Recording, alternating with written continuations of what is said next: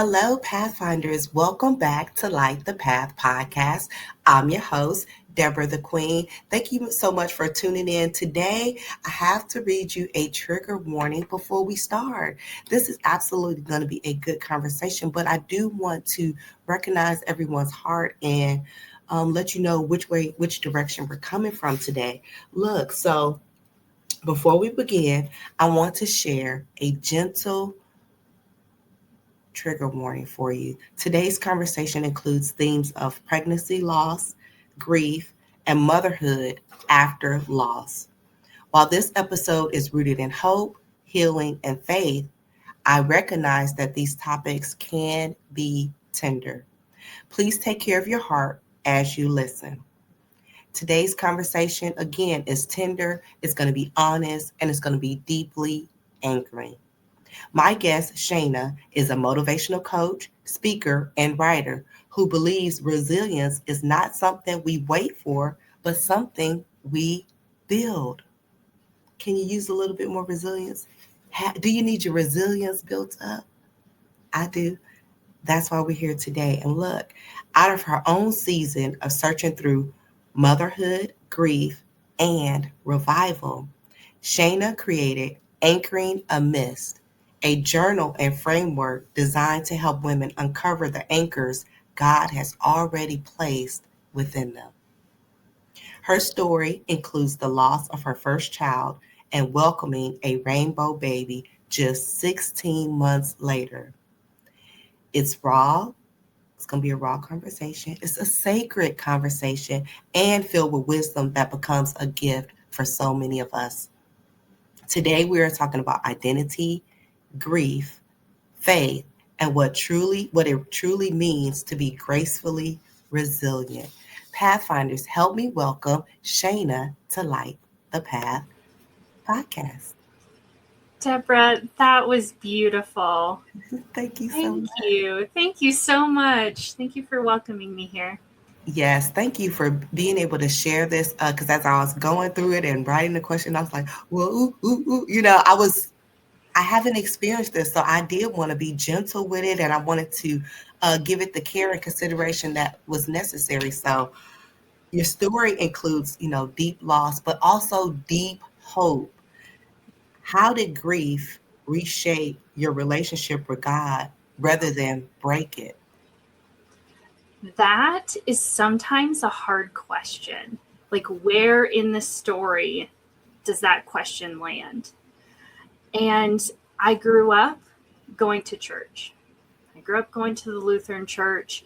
As an adult, it wasn't necessarily part of my life. I wasn't seeking God's face. I was out there doing my thing.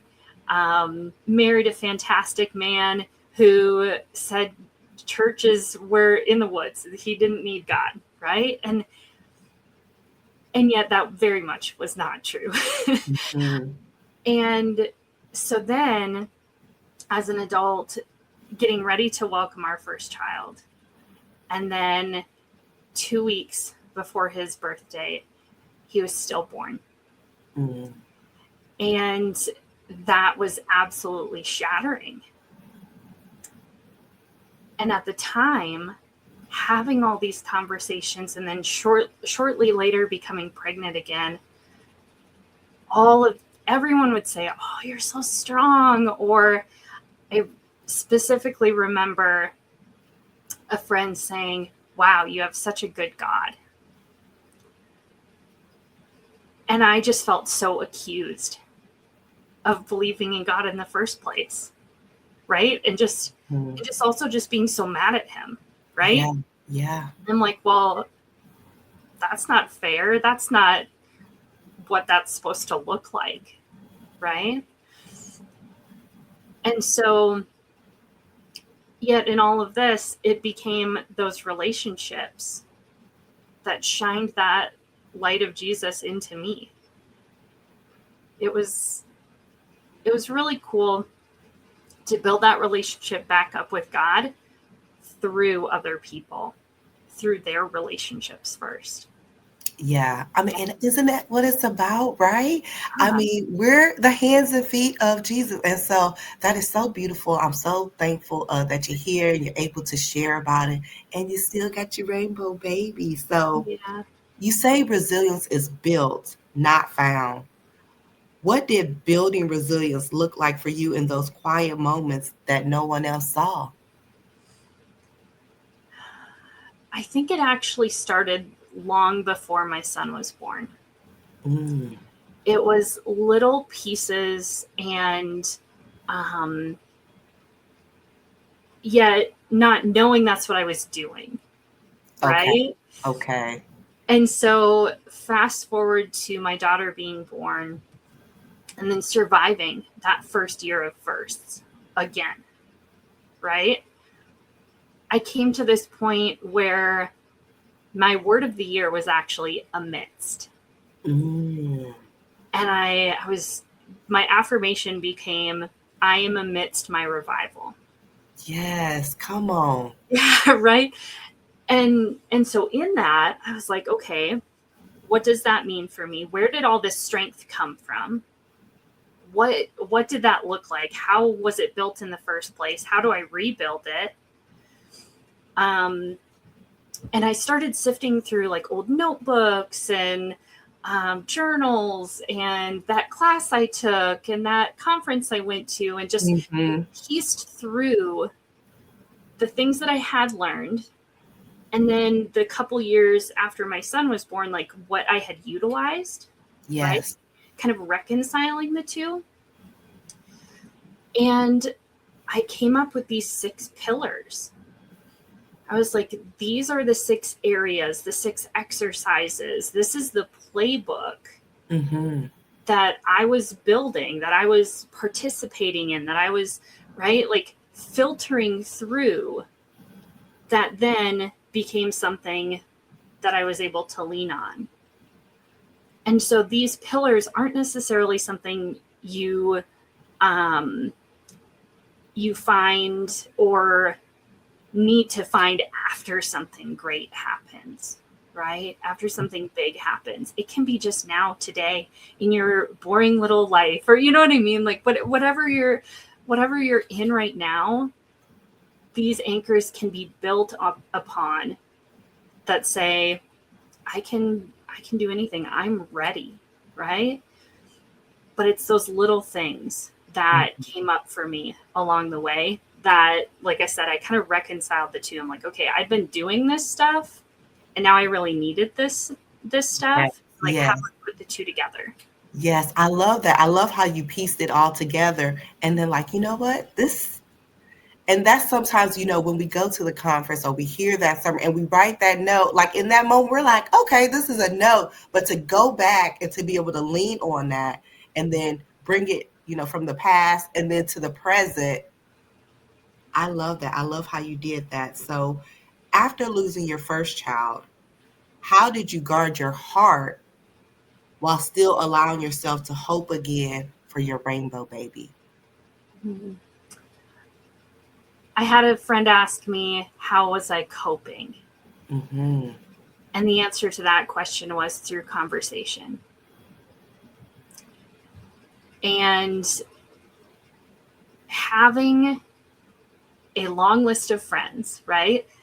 The friends online as well as the acquaintances, the people that you maybe wouldn't list as a friend, but you're human, they're human, they come through for you, right?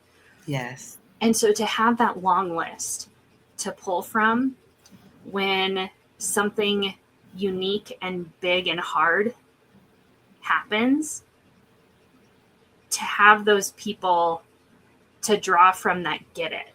Because there's tons of people who don't. Yes. And that's okay. Like, that's not their job. It's not anybody's job, right? And so being able to have conversations and know who to have conversations with, Yeah. because it can't always be about, the word that comes up for me is like trauma dumping. right? Okay. Okay. So, Cody Bateman, he's a motivational speaker and founder of a company called Send Out Cards. And he says his quote that I kind of lean on is find out who you are and then give yourself away. Mm. Find out who you are and give yourself away. Ooh, Right. that's real good. And so that's even to back up in our conversation, that's what I've done with these pillars is I put those two things together and now they've become a gift. It's no longer about my story, right? Mm-hmm. It's about how to help others. And so then to answer this question of like what was I leaning on? Like how did this get worked through? It's having those conversations where you can find out who you are in those safe places. Yeah, that's very good. Community is very important, especially with, well, Yes. community is always important. I have to say that even when we have the highs and the lows, because you have the group to lean on. So I love that you had community to be able to uh, make this more smooth. I mean, Mm-hmm. obviously, the Lord already didn't promise us that it's going to always be easy, right? So this was a very difficult time, and so for you to be able to have community to talk to and work this through with is beautiful. I mean, because sometimes we get in isolation, thinking like nobody's ever been through what I'm going through. Right. And it's just, um, if you get down to the very specifics, no, of course not, because they didn't grow up the same way you did. And like, right? Like the Hmm. path wasn't exactly the same. Right. But when we zoom out, right? Yep. When we can have like there's holding space and then there's taking things on, Hmm. right? And so to have the friends that can hold the space without taking it on, right? The community that holds it for you, right? That step in as like Jesus, right? That can just hold that space. Yeah. You don't have to have the answers, right? Because really only God does. You'll get those later, right? Absolutely. Absolutely. You're talking to me because I'm a fixer. And I'm like, well, what are solutions? What can we do? What do we Mm-hmm. Mm-hmm. do? Oh, for And the sure. Lord is like, you're not me. Stand down and hold that space. So that is very beautiful. When you wrote Anchor in a Mist, it focuses on uncovering what's already inside. What anchors did you discover in yourself during one of your hardest seasons? I think the one that became stronger or more profound is gratitude. Mm. And being, I had a friend say to me, a different friend, I have lots of friends, right? Like I had a friend say to me, like, don't stay in story, right? Like in Don't that one store. pocket, right? Because there's more. Yes. And so to to be able to be where you're at and also see both sides, right? The past and the future, or however. But to be where you're at, it's gratitude. And so to be like overwhelmingly grateful, like the because it's so interconnected. Yes. Mm-hmm. I remember like having a really big gratitude cry about having a paid for house, like amidst all of this, Yeah. right? And like, where did that start? Oh, that started 7 years ago. And like, and what does that create? And it just, when you're in gratitude, you're in the presence, and that it's just beautiful.